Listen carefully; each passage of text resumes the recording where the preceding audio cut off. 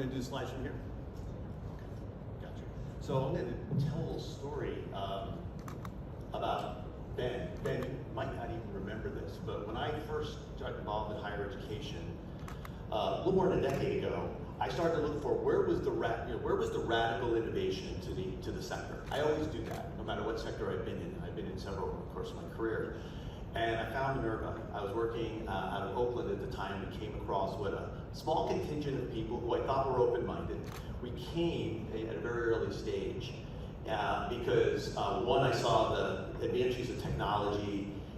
At the time when we weren't talking about things like analytics, you were really investing into understanding the pedagogical use of data to really inform and drive rigorous dialogue within the conversation of what goes on in a class.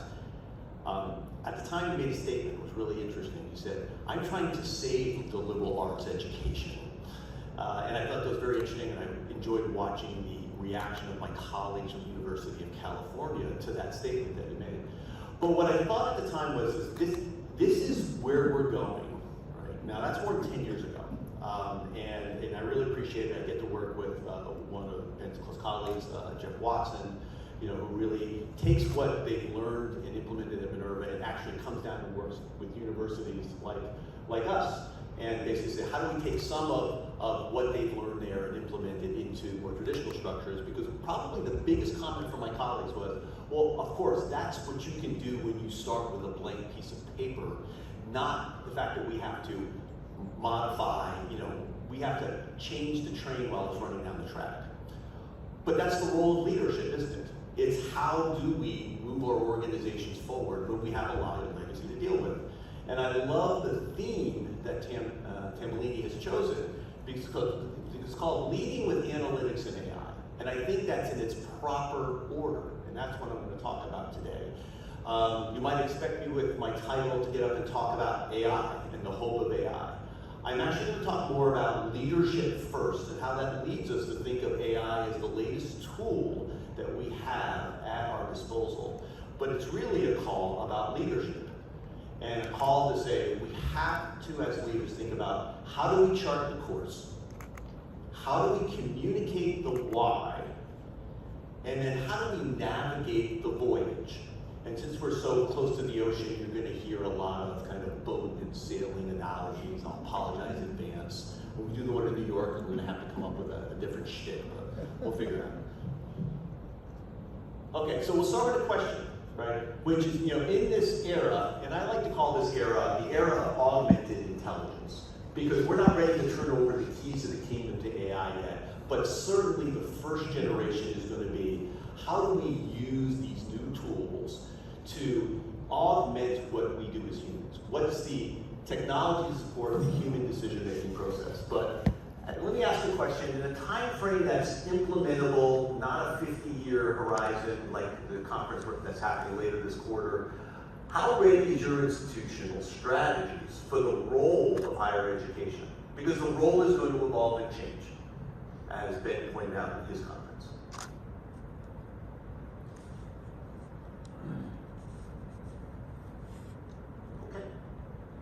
So a lot of people that maybe we've gotten the course laid out, maybe we're preparing the boat to leave shore. Anyone who says they've got it figured out is probably delusional. Okay. So you get a sense that we're all somewhere in this journey.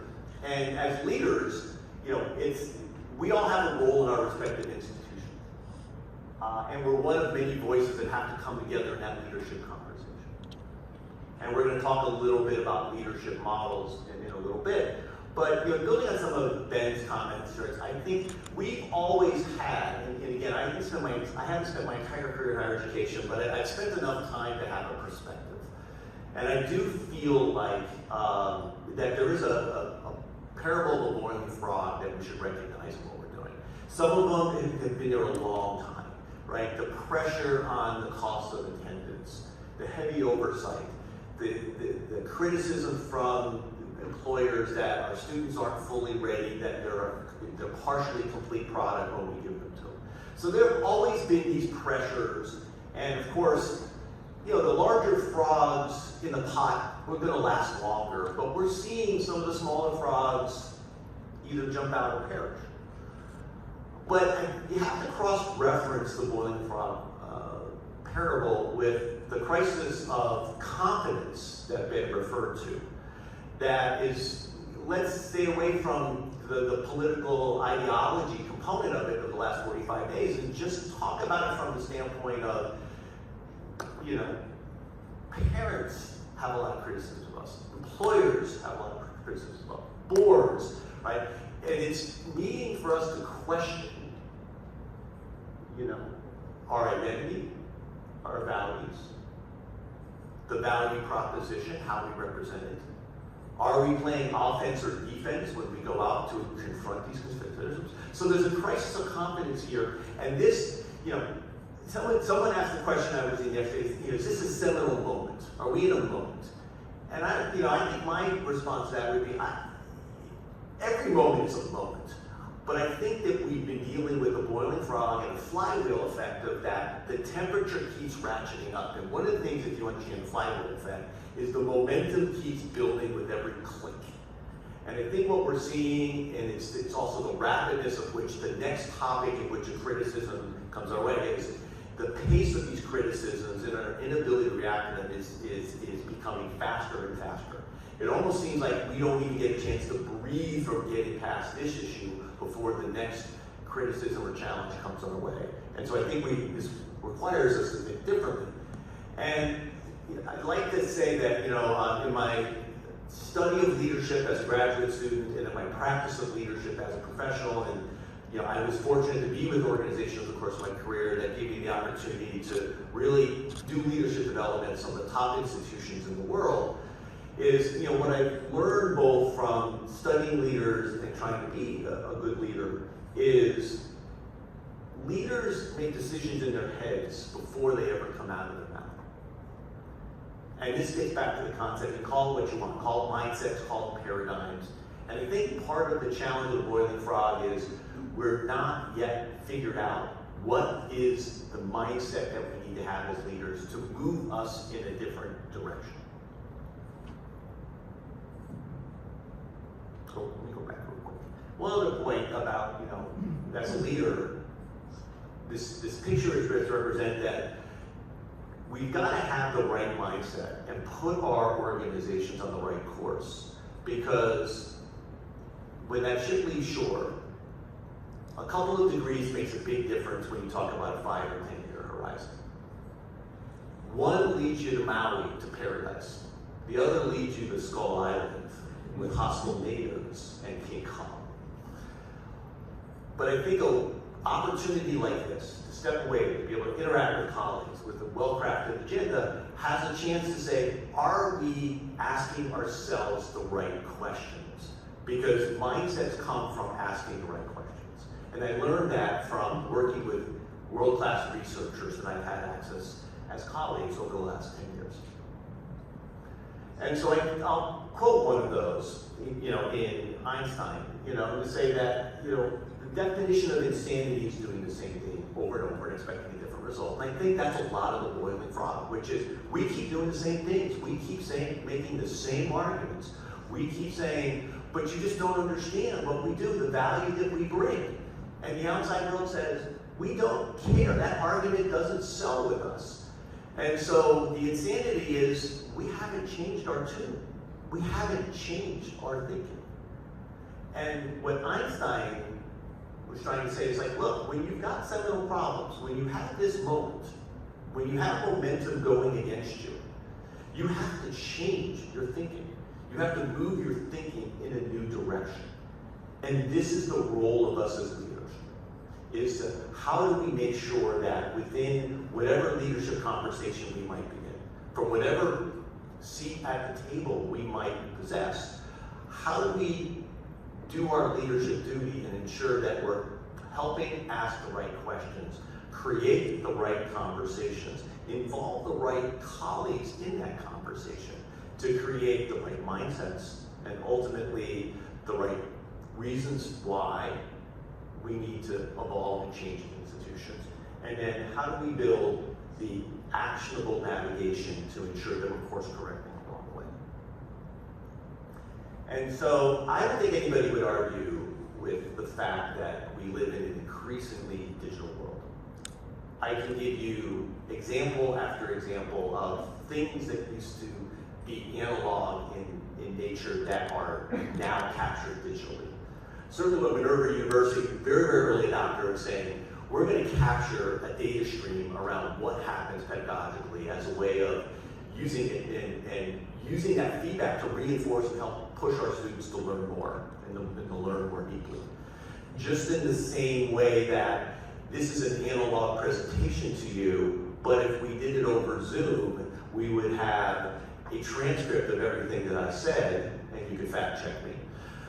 And you could study my facial muscles and determine that I am a very deeply depressed individual, because that's what the algorithms can now do, and we're using them in mental health. So just in the quick example of everything that we have is now turning into a digital data stream, and when it's a digital data stream, it becomes something that we can do something with that data. And so as my colleague, Dr. Terry Sanger at Children's Hospital of Orange County said to me last Friday, he said, big data happened. It's here. The question is, and this is an important mindset question, is what are we going to do about it? How are we going to leverage it? How is it going to change us? And depending on which of those three clauses you choose, it says a lot about your mindset. The person who says, how are we going to deal with it, is playing defense. How do we keep it out of changing who we are? The one that says, how are we going to leverage it, is looking forward to what are the potentials. And so these mindsets, and I'll quote the provost from Wisconsin-Madison, who I had a chance to speak. He was speaking specifically about AI, and he was saying, let's not buy into all the hype. It's just the next tool that has been rolled out to us. Just like for those who were digging holes with shovels, when the backhoe came along, it was a great improvement in their ability to dig a hole to put in the foundation for the house. We have to really work on our mindsets, which are both dealing with the boiling frog, but also what is the potential that now comes in an increasingly digital world, and the ability to take that data and do something interesting with it to create a better outcome. Because that's what it's about. It's not about magical pixie dust. That's not what AI is. AI is about having the next better tool that allows us to create a better outcome than we've created previously. And so the mindsets that we have are really important here about how we view the future. Are we trying to keep it out of the institution? Are we trying to figure out what it means to us going forward? And I hate to say this, but when you look at the left there, this is also a reality we have to accept, which is the evolution of these technologies are now vastly let's say, moving more quickly than our ability to adopt them, which comes back to an important role that we have as leaders, which is leaders help their organizations navigate through change and progress. And what that means is that we have to understand what these technologies can bring to us to create better outcomes, but we also have to ensure that the right conversations are happening in our institutions. Because with AI, we are dealing with a percentage of our institution that is in a state of fear and anxiety. And for good reason. We have a set of players at our institutions who are all in, and they're pushing the boundaries. And that's all part of what's there. Our job as leaders is to figure out, what does that mean? Where do we need, are we asking the right questions? Are we taking the conversation? Are we including the right people? How are we helping people cope? Because the AI genie is not going back to the bottle. The real seminal question is, what is it going to mean for us? And what are we going to look like 3 years from now, 5 years from now, 10 years from now, if we, when we institutionalize this into how we use it at the university, for student services, in the classroom, in our research, in how we deal with industry collaborations. And I'll show you an example where what I think happens when we don't ask the right questions and move at the right pace. And so I said this is about leadership before it's about analytics or AI. And so I'd like to propose that in getting our mindsets right, we need to think differently as leaders. And a model that we've been using to help our technology leaders be in the right place and ask the right questions, that there are ways of which we have to think differently as leaders going forward. And I'll poke fun at us in the institution, in academia a little bit about how we don't think this way today. But in studying exponential leaders, right? So these are leaders who create inflection points for their organizations across industries. It starts with they simplify complexity and they operationalize it. We typically do not talk about ourselves as being simplified organizations. We love to harp on our complexity. I love Ben's comments about how simply put the mission is, that he can remember it, and that we all could remember it. But as importantly is how do we operationalize it? We have to, if we talk about things should be simple, but we maintain operational structures that are complex, we don't make the progress that we need. And exponential leaders figure out a way to operationalize that simplification of complexity. 2, they drive the ambition for the whole enterprise. I'll substitute the word institution there for our purposes. Do we usually behave that way? I'll tell a story without outing the individual. Sat with a dean from my school. We were working with an outside organization. They asked, how many students does UCI have? And that individual mentioned the number of students in their school. I sat there, bit my lip, because Dean's leading that conversation, not the IT guy. And I'm thinking to myself, that's not thinking about the enterprise. And it's not an or, it's an and. Great leaders embrace the and. We have to, and it's not just the president's job or the provost's job, everyone needs to be an institution-wide thinker. You can focus on your unit and the institution. It's a choice. And we have to build leadership capability up and down and across the organization that thinks about the entire institutional game and not just one component of it. Third, and I love this one, they play well on teams that they don't lead. I'm sure you know someone in your professional network who's really good, very effective, gets results when they're leading the team, but struggle to be a good partner when they're asked to, I call it, be Batman, or excuse me, be Robin, right? A lot of people are good, when they're Batman, but they don't necessarily make a good Robin, right? And great leaders can play either role. They know how to be a member of the team, right? They know how to work collaboratively well to balance their interests with the interests of the larger organization. And then 4, and this one really surprised me, coming to higher education, where our role is developing new knowledge, disseminating that knowledge. We do not invest nearly enough in building leaders. Great leaders, ones who move organizations in the direction they need to move, don't do it alone. They build a set of leaders throughout the organization that help carry the load. Because the load is heavy, it's complex, it's messy. It can't be done alone. It has to be done. And one of the things we focus on is how do you build leaders with the right mindset up, down, and across the organization who understand where we're trying to go. And to quote Joe Glover, who just stepped down as provost of Florida, he was talking about this. He was talking about, this was at the APOU in November, had a chance to talk to the audience after he did. He did a keynote presentation. He was talking about the potential of AI to transform what we do to universities, to deal with some of these seminal challenges that we're facing. And he said, we need to really think about systemic change at all of our institutions. And he was recognizing this from trying to drive these changes in Florida, that it's a team sport, he called it. He said, it's not just about me, and if you think about back to the last slide, it's about having the right mindset. It's about having people throughout the organization. It's about having everyone around the table and everyone who's not in the room really understand where we're trying to go and to pull their important load. And so let me give you just one example of how we're trying to live this at UC Irvine. I'm sure all of you have a student success initiative. We have our version of student success initiative. We have a vision for what that looks like and to redefine it as a way of really talking differently about student success, because it's one that invites some of that criticism. Ben, sometimes we use the word data-driven student success at our institution. It's because when we went with data-informed student success, the acronym was just horrible.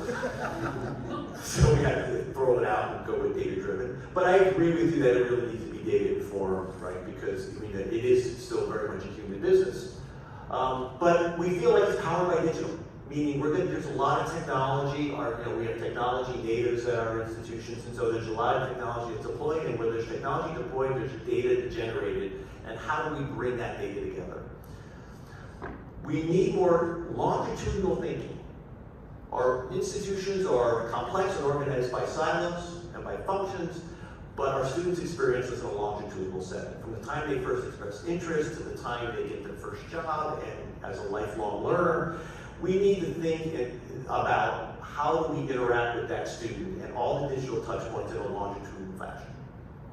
We need to think about the individual has a lot of different parts of them that are being developed when they attend an institution.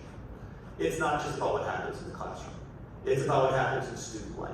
It's about their internships and their summer jobs. Right? It's about their development and career readiness and what they do with the career centers. And so we're thinking longitudinally and holistically, and how is that informed through data? We're also not just thinking about analytics, we're thinking about who are the people who need access to that information. And also, what are the institutional structures and barriers that we've built over time, maybe not by purpose, that keep our students from succeeding and reaching their goals? I personally think that concepts like the class of 2024 are ludicrous to talk about in 2024. We need to recognize each student as an individual with their own goals, their own journeys, their own obstacles, their own unexpected events, and that we can understand them through data and support them through data, and that the people they interact with have access to that data. The concept that the hearts they pour out through their personal statements aren't seen by an advisor in their third year is a crime from my perspective.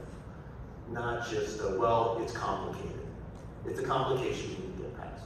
And so this is not just a program, but it's also a way of thinking. If I said to you, and this is what we hear when we talk about this in the student success realm, is we have a commitment from our enrollment management functional leader, our teaching and learning functional leader, graduate and undergraduate education teams, student affairs, career services, chief information officer. We have a leadership team that gets together on a regular basis to talk about, we're all in on this. We're not all rowing our own boats on the open seas. We're trying to get into the same boat and all row in the same direction towards the same Maui Island. That's the goal. Too often we say, everyone has to have their own boat and their own oars. And we kind of have the same direction. We're kind of all going the true north. That doesn't cut in today's world. The outside world is telling us that. We need to think differently. Our mindsets need to be differently, and then we need to behave differently.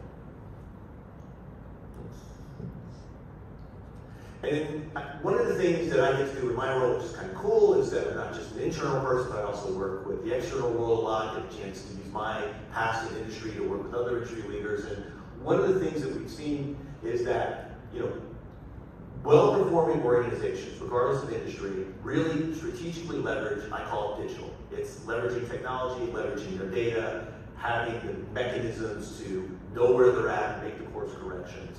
And they don't think of it as being data-driven. They think of it as, look, we've got goals for the organization, and these are the tools that we use to achieve those goals, and achieve them more consistently, achieve them faster, or whatever it might be. to create the competitive advantages, because some type of organizations need to create competitive advantages. I do work with our healthcare enterprise, and that's very important. And we all are trying to spawn new opportunities because we all need to find new revenues. And it's both an internal and external play.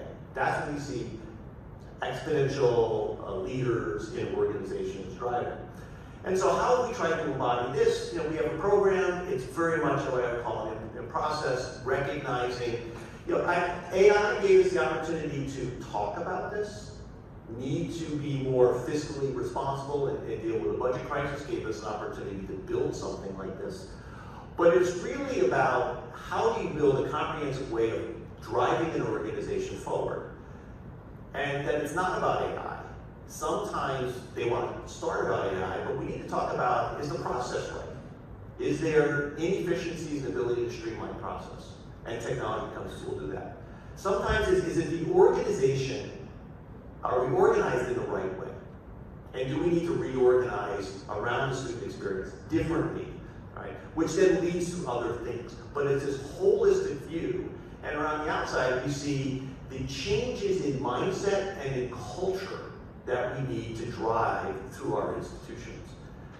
World Economic Forum in Davos is going on right now. What's the one word that describes what they're talking about? Resiliency, regardless of what industry they're in. We need to be more agile. When the outside world says your curriculum is not keeping up with where the jobs are taking us, the people with the talent we need to talk about better agility. And ultimately, we need to come down to a mindset of how do we continuously improve? How do we defend what we've done for the last 20 years? But how do we think about it's got to be a little better next year than it was this year? And that's a mindset.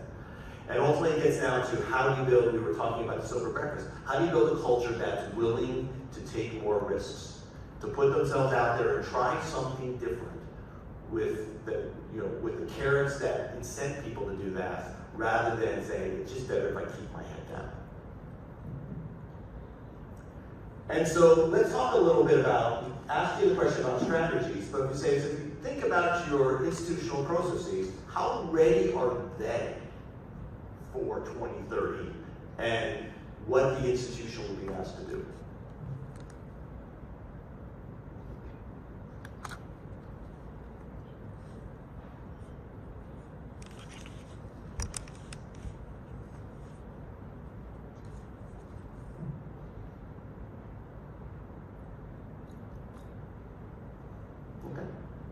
So we feel like we're on the way there.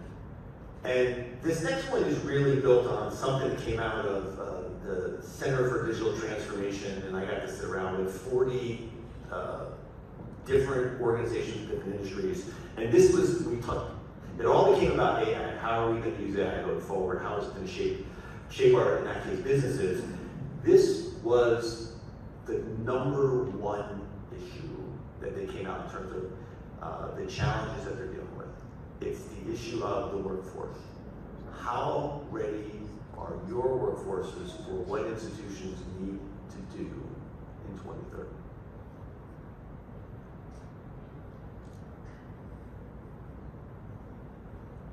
And I say that whether it's financial services, high tech, manufacturing, their answers were no different to the survey. Everyone is struggling to how do we upskill on a massive scale the workforces that we have. Because we're not switching everybody out. We're going to incrementally add. Some people are going to retire. AI is not going to take your job. The person who knows how to use AI is going to take your job because it's a better tool.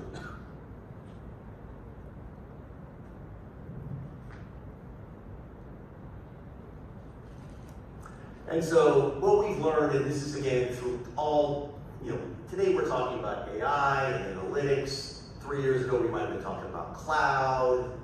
A couple years before that we might have been talking about mobile. If you go back far enough, we might have been talking about the internet. And I was joking earlier that, you know, imagine if you were interviewing a candidate today and someone said, well, you know, I've never actually used the internet, but I've got some friends. Is it a required thing for the job? But a business generation ago, that wasn't a crazy question. Matter of fact, some of my colleagues tell me that there was a time when Google search was the evil empire and we should outlaw its use on university campuses. See, so things that seem, we have to block, find a way to becoming part of the mainstream of just how our world works. And I put this up at the APLU, fearing a little bit whether to have a job on Monday when I went back to my campus. But I think there's peril when you look back to the boiling frog. Not that cost of attendance is the only issue and criticism we deal with, but it is a major one for John Q. Public if you have children that you're trying to get through higher education. We weren't quick as an industry to adopt these new tools. We fought them, we dragged our feet, we rationalized our way into, the institutions have been here for hundreds of years, they'll be here for hundreds of more. And while other industries leaned in more heavily, what they found was that they were able to deliver a better set of outcomes or value propositions to their stakeholders or customers, whatever word you want to use. And so I think that we have a lesson to learn here in higher education about what happens when we hold back on progress. If we don't really see, and as leaders, drive our organizations to have the right conversations, to ask the right questions, and to find our way towards that future in a time frame that the rest of society is moving towards it. Because, the only thing that's worse on that cost curve, if you can see students who have college tuition, fees, college textbooks, is healthcare. And I think, there's another industry that has, a lot of criticisms that it has to confront in terms of the cost and quality of healthcare.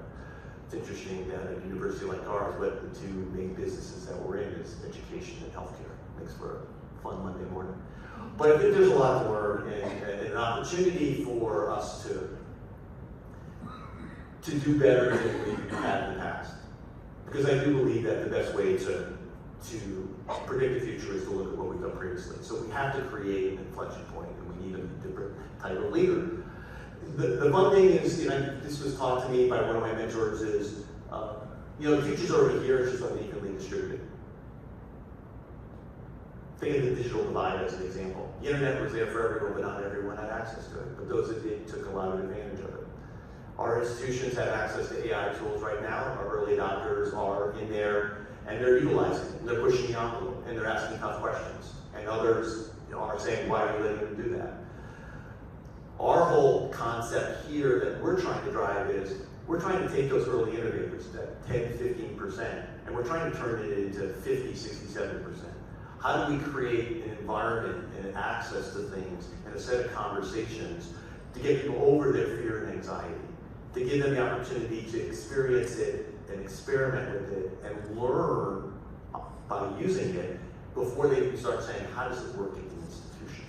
Because the goal here is that eventually we're going to move through this curve, just like the internet moves through this curve. The question is how fast do you do it?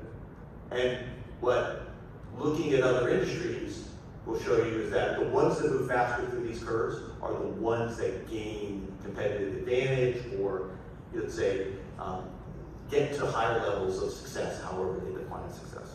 And so it matters critically that we understand how to move our organizations, our large, complex, risk-averse organizations through this curve. And so one of my favorite authors, when we talk about leadership, we talk about leadership's role in driving change and progress, is William Bridges. His big thing is that unlearning is a lot harder than learning. Learning we're kind of designed to figure out, but letting go of the past is the biggest challenge. And as a leader who's been asked to lead in a lot of different settings, in a lot of different geographies, unlearning is the biggest challenge that I see, and one that we face every day, and is why we need to find the right questions. And this is another slide I use at the APLU because I think we all would like to think that we're still, as higher education institutions, that top picture. And the top picture is so evident of how we viewed ourselves in our environments, which is we don't change very quickly, the waters are calm, he's all alone, minding his own business, I cannot operate independently from the rest of my colleagues, and that's just not consistent with the reality. It's not consistent with the pressures of the boiling frog. The bottom picture is, I think, more reality. There's the next set of rapids right around the corner.